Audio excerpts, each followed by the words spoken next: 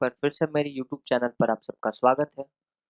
आज मैं हाजिर हुआ हूँ आपके सामने इलेक्टोरल सिस्टम का पार्ट 4 लेकर, जिसमें मैं प्रोपोर्शनल रिप्रेजेंटेशन का एक टाइप डिस्कस करने वाला हूँ, दैट इज लिस्ट सिस्टम।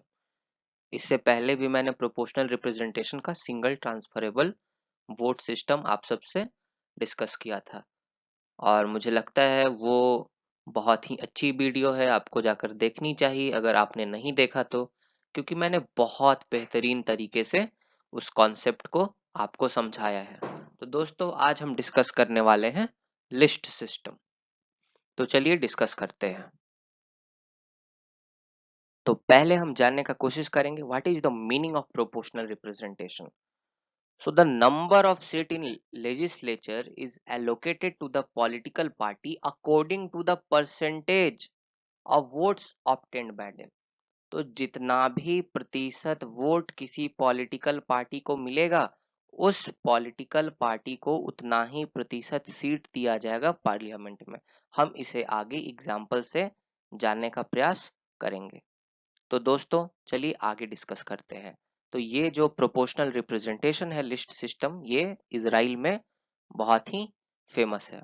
तो दोस्तों लिस्ट सिस्टम में जहां भी जिस भी पॉलिटिकल सिस्टम में लिस्ट सिस्टम से चुनाव होते हैं, वहां पॉलिटिकल पार्टीज का बहुत अधिक महत्व होता है, क्योंकि चुनाव पॉलिटिकल पार्टियां लड़ती हैं। जो भी राजनीतिक दल हैं वही चुनाव में भाग लेते हैं, कैंडिडेट चुनाव नहीं लड़ते। और जो पॉलिटिकल पार्टीज हैं वह अपने अपने कैंडिडेट के लिस्ट को डिक्लेयर करती हैं कि अगर हम चुनाव जीतेंगे तो ये candidate, so and so candidate, इन्हें हम अपने पार्लियामेंट में स्थान देंगे। तो हम आगे इसे भी समझने का कोशिश करेंगे। दोस्तों first past the post system में क्या होता है कि पूरा का पूरा देश छोटे छोटे इकाइयों में बांटा जाता है जिन्हें कंस्टिट्यूएंसीज कहा जाता है। परंतु दोस्तों लिस्ट सिस्टम में पूरे के पूरे देश को एक सिंगल कंस्टिट्यूएंसी में बना दिया जाता है, अर्थात देश को कंस्टिट्यूएंसीज में नहीं बांटा जाता, वह एक पूरा का पूरा कंस्टिट्यूएंसी होता है। तो हम इसको एग्जाम्पल के मदद से समझते हैं। देखिए हम एक देश मानते हैं, देश का नाम है फनलैंड, और इस फनलैंड नाम के देश की जो जनसंख्या है 1000 लोगों की जनसंख्या है। और यहाँ एक पार्लियामेंट है भाई, और यहाँ जो पार्लियामेंट है इसके पार्लियामेंट में कुल मिलाकर 100 सीटें हैं। तो मैंने यही बताया कि एक फनलैंड है। तो ये पूरा का पूरा जो फनलैंड देश है, यह पूरा का पूरा एक कंस्टिट्यूएंसीज में तब्दील कर दिया गया है। यहाँ 1000 लोगों की जनसंख्या है, यही 1000 लोग चुनाव में मतदान करेंगे। और यहाँ का जो ये पार्लियामेंट है, पार्लियामेंट में कुल मिला के 100 सीट्स हैं। तो चलिए देखते हैं कैसे होगा लिस्ट सिस्टम से इलेक्शन। तो जैसा कि मैंने कहा, यहाँ अलग अलग पॉलिटिकल पार्टी एक दूसरे से चुनाव में compete करेंगी। तो हम कहाँ का चुनाव करा रहे हैं? फिनलैंड नाम का देश का चुनाव करा रहे हैं। वहां की जनसंख्या क्या है? तो 1000 लोगों की जनसंख्या है। वहां पार्लियामेंट में कितने सीट्स हैं? तो टोटल 100 सीट्स हैं। तो चलिए दोस्तों, सबसे पहला जो पॉलिटिकल पार्टी है वह है घंटा पार्टी। तो जो घंटा पार्टी है, घंटा पार्टी चुनाव लड़ रही है, संटा पार्टी चुनाव लड़ रही है, जनता पार्टी चुनाव लड़ रही है और बंटा पार्टी चुनाव लड़ रही है। ये 4 पॉलिटिकल पार्टियां चुनाव में है। और सबके सब पॉलिटिकल पार्टीज कितने, टोटल नंबर ऑफ सीट है तो 100। तो सबके सब पॉलिटिकल पार्टी 100 लोगों का जो लिस्ट है वो जारी कर देंगी, वो 100 लोगों का लिस्ट जारी कर देंगी। तो घंटा पार्टी ने भी किया, संता पार्टी ने भी किया, जनता पार्टी ने भी 100 लोगों के नाम दे दिए और बंटा पार्टी ने भी 100 लोगों के नाम दे दिए कि ये लोग हमारे तरफ से पार्लियामेंट में रिप्रेजेंट करेंगे। तो इलेक्शन के आए रिजल्ट, पहले चुनाव हुए और चुनाव का फिर परिणाम आया। तो चुनाव के परिणाम में जो घंटा पार्टी को वोट्स मिले वह 300 वोट मिले 1000 वोटों में से। तो वोटिंग परसेंटेज कितना हुआ? तो वोटिंग परसेंटेज हुआ 30%, उसे वोट मिले।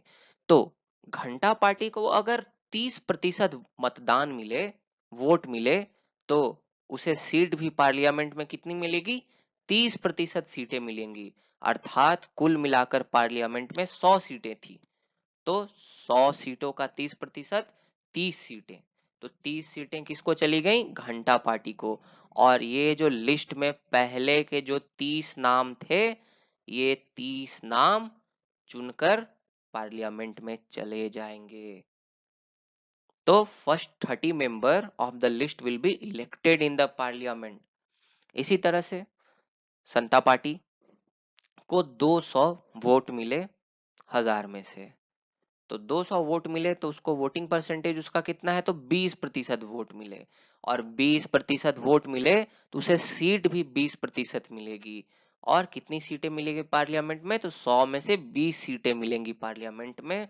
और पहले लिस्ट से 1 नंबर से लेकर 20 नंबर तक जिनके जिनके नाम थे, सभी चुनकर, सभी निर्वाचित होकर पार्लियामेंट में चले जाएंगे।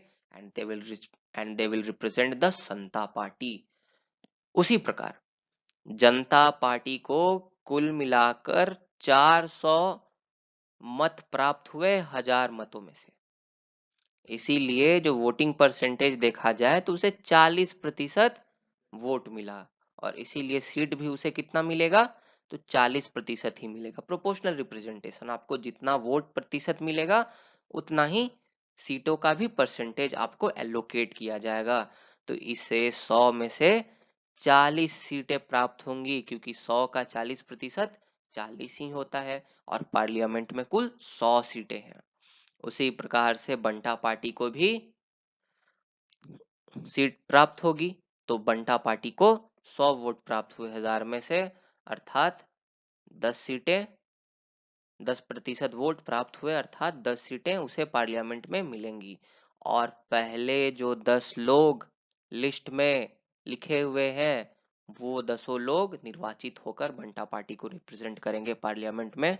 और यहाँ जनता पार्टी में ऐसे ही पहले 40 लोग, तो देख रहे हैं लिस्ट जारी किया जाता है, इसीलिए इसको लिस्ट सिस्टम बोला जाता है। तो आप अब समझ सकते हैं कि इसको लिस्ट सिस्टम क्यों बोला जाता है। सभी पॉलिटिकल पार्टी लिस्ट जारी करती हैं, और जितना प्रतिशत उनको वोट मिलता है उसी के हिसाब से वो अपने लिस्ट में से उनके जो जो कैंडिडेट हैं वह चुनकर पार्लियामेंट में जाते हैं। तो मुझे उम्मीद है आपको ये समझ में आया होगा। देखिए इसका मेरिट्स क्या है। तो इसका मेरिट है भाई कि हर एक कम्युनिटी को रिप्रेजेंटेशन मिलता है और हर एक पॉलिटिकल पार्टी को रिप्रेजेंटेशन मिलता है। जैसा कि मैंने फर्स्ट पास्ट द पोस्ट में बताया था, पूरे के पूरे यूपी में बहुजन समाज पार्टी को 20% वोट आए थे, परंतु उसे एक भी सीट प्राप्त नहीं हुई थी 2014 के लोकसभा के चुनाव में। तो वह खामी थी फर्स्ट पास्ट द पोस्ट की, जो यहाँ दूर हो जाती है लिस्ट सिस्टम से। तो आप मेरे उस वीडियो को भी देख सकते हैं। और जो डिमेरिट है, तो दोस्तों यहाँ पॉलिटिकल स्टेबिलिटी कम रहती है, क्योंकि आप देखेंगे कि 100 पार्लियामेंट में सीटें हैं, तो सरकार बनाने के लिए कितनी सीटों की आवश्यकता पड़ेगी? जो मेजोरिटी होगी 51 सीट। तो दोस्तों कोई भी पॉलिटिकल पार्टी जल्दी मेजोरिटी नहीं ला पाती।